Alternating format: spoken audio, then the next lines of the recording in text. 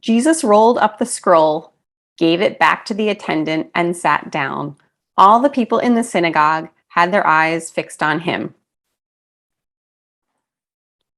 Hello, everyone, and welcome back to Printing to Prosper. I'm your host, Gina Morton, and apparently, even Jesus was dealing with paper, and it hasn't stopped since. The scrolls just keep on coming. And this time of the year, you're either in the throes of the first weeks of school or you still have a little bit of summer and you're trying to get the last bits of school supplies and get your act together. So I'm going to keep this one short today because I know we are all busy at this time of the year. But who doesn't love a new school year? It really is, to me, the second New Year's because it's like a clean slate. It's just possibilities ahead of us, right? And we're not overwhelmed. We're not, drowning in paperwork just yet. It's about to come. So I want to share with you the method that I've been using for quite a few years now to kind of keep the paperwork under control. I'm still more of a paper girl than a lot of the younger moms. So if you have methods to do any of this electronically, go for it. But I personally still like to have some things on hand that are printed off. I still use a paper calendar on my desk because it's just what works. We've tried so many different things in our family, and paper still seems to be the way to go in our family. So what I'm going to do is I'm going to teach you how I control the paper that comes in the house, especially with my kids. The only thing I use is one 3-ring binder. And you can do this today and you're going to feel so organized and pulled together. So go get yourself a 3-ring binder, and mine is only 1 inch thick. Now, if you've got, tons of kids, you might need a thicker one. And then the second thing you're going to need to purchase, if you don't have it, is a package of the clear page protectors. So those are the things where you slip the piece of paper down into the page protector and they're just clear. It comes in a pack of maybe 50 or something. It's going to be way more than you need. So maybe do this with your best friend and share the pages. So I use 1 or 2 pages per kid. And then I also have one for myself, my husband, and the dog.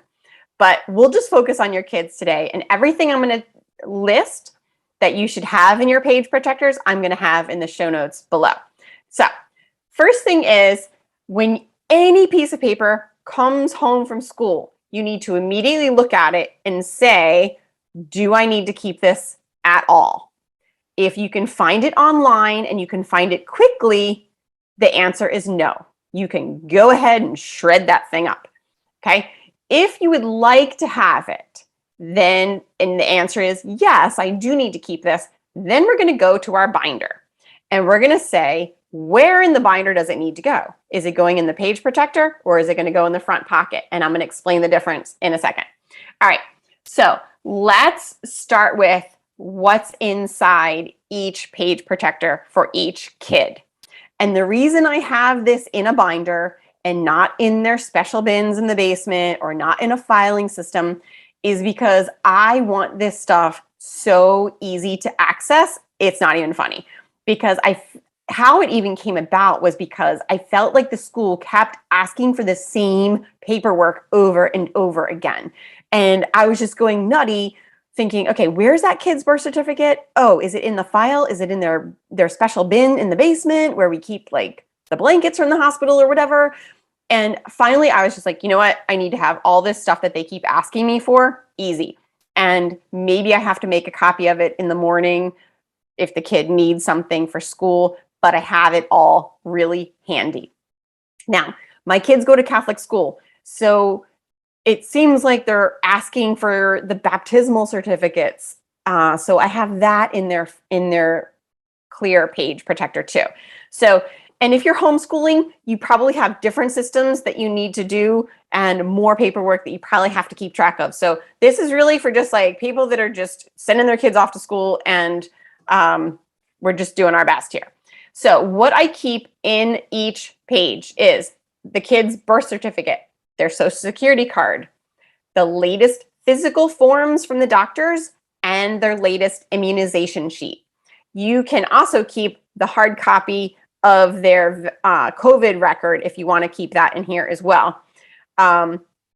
My two oldest kids are scouts, like Boy Scouts. So if you're a scout mom, you know what I mean when I say the BSA forms, the scout forms. It's what they need printed off for every outing that they're going to do when they go to summer camp. It's what's signed by their doctor. So I keep all the Boy Scout forms in there. Each kid in my family has their own bank account. So all their banking information is in there. I don't keep the statements. I just keep the card that tells me their account number. If they have a password to do it online, that would be in there. And where my kids keep their money, they get stamps for every so many deposits that they make, and then they earn a free $5. So I have that card in there. If your kid has a passport, this would be a good place to keep it. I said this before, but I'll say it again. My kids, I have their baptismal certificate. And now that my son is working and he works with kids, he has to have all of his clearances and his fingerprints and all that kind of stuff so that he can work with kids. So I keep all of his clearances in there. I keep his official work permit that he got when he turned 15. And I keep a copy of the insurance card because it feels like every time the kids are doing something with school, they're like, please include a copy of your insurance card, front and back. So I made one copy, front and back, and anytime the kid has to go off to any school thing where they need their insurance card, I just make another copy of that. So I keep all my originals. Never give away your originals. That's what you're keeping. And maybe you have to make a copy of it for whatever the kid needs to take to school, but it's all in one place. So that's in the kids' like first page that I give them. In the second page, which I added this past school year because we switched schools and they have these school lists. What I keep in the second page protector is the specific child's homeroom policies. And maybe I only keep it for a few months until I get to know the teacher or whatever, but it's usually the piece of paper that you'll get within the first week of school or maybe at back to school night, where it has the teacher's name, the homeroom, the bus that the kid's riding, the homework policies. I don't know. We used to have absent notes, but now we don't really do that anymore. We did it online for a while. I have to see what the deal is for this year. But I might have a whole separate page just for like the absent notes or the bus information, something like that. But I'll keep that in the very beginning because we used to have to call the bus company if the kids weren't going to ride the bus. So I would keep that front and center. So just think of this binder as like your mother's helper. What are you going to need at 7 o'clock in the morning when everyone's trying to get out the door? You want it at your fingertips. Okay. But on the second page, it would be specific for the homeroom teacher, their policies, any passwords. Like we would have Zooms for the whole year. So if your kid was absent, okay, this is the Zoom login and this is the password for this specific teacher. The other thing I keep in there is if you have a list. When my kids are in elementary school, now the older ones, they don't have this anymore. But if you have a class list that they give you for birthday invitations. So if you're going to invite the whole class, here's the whole class list. Here's the parents' names, the parents' cell phone information, Okay, so that's what I keep for each kid. One page, second page. So now in the very front pocket of your binder, you open the binder up. Usually on the left-hand side, there is a pocket. In that pocket is where I keep temporary stuff. So this is stuff that I need to hang on to, but not permanently. So for me, I have this black binder that I'm talking about. It's really what I use to run my whole house. So in that front pocket, I keep any proposals. Like right now, all the stuff for my patio, all the estimates and all the things I've paid, I'm keeping all that right there handy. The other thing I keep in there are permission slips. If the kids are going on a field trip or they're doing a scout overnight thing where I need permission slips, I'll print it off. Maybe I have to attach a check to it. So it's in that binder in the front because I don't need it in the clear the clear page protectors because the clear page protector is more permanent, okay? So that's how you're gonna think of it. The front pocket is like easy, quick access. It's a temporary thing. The page protector are things that you're gonna go back to time and time again, year after year. The other thing I keep in that front pocket when my son or my daughter are selling popcorn, because they're both scouts and they sell popcorn, we keep the order forms along with the money in there. And every time that they come back in the house after selling, they give it to me. I put it in that folder, in that front pocket.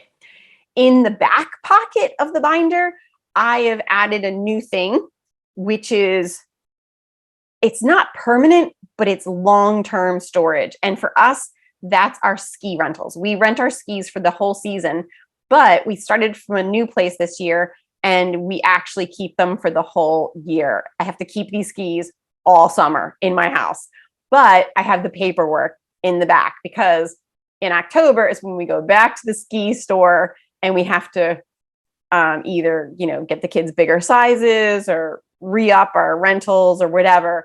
But I didn't know where else to put that piece of paper because I'm going to need it in October. So it's just been in the back of that. And that's it. And then I have a page for my dog with all of her health information. She's like another kid. So her latest stuff from the vet and whatever. But that's really all I keep in that binder. And that has helped me keep the paper at bay. Now, the other thing is when your kids come home from school and they get a party invitation, and let's say it's the old fashioned, it's an actual card. What I do is I try to RSVP as soon as possible because first of all, it's rude not to RSVP. And I also want to make sure that I got it done. Okay. What I'll do then is I'll RSVP and then I take a picture of the invitation and I just keep it in my phone. And that has all the details of the party, the parents' names and all that kind of stuff. And then I put it on the calendar. So make sure you write the date on the calendar that the party is going to happen. And that's it. Really, like my rule of thumb when it comes to paperwork, when it comes home from school, try to handle it as soon as possible and try not to keep it. I almost make it a game. Can I get rid of this piece of paper? Because most stuff you can, okay? Or at least keep it in that front folder where it's temporary. And maybe every few weeks you go through it and say, do I need to know this anymore? And sometimes it's just a matter of, I needed to know it until I had it memorized, and once you memorize the teacher's policies for the year, you really might not need that anymore. Okay, so try to keep the least amount of stuff as possible when it comes to your kids' paperwork. And hopefully you will not be dealing with scrolls and scrolls and scrolls of paper for the entire school year. So happy back to school, mamas. Take care. And please leave me comments on Instagram or Facebook if you have any more tips about how you keep the paper under control. Have a great school year, and I will see you on Saturday. Take care.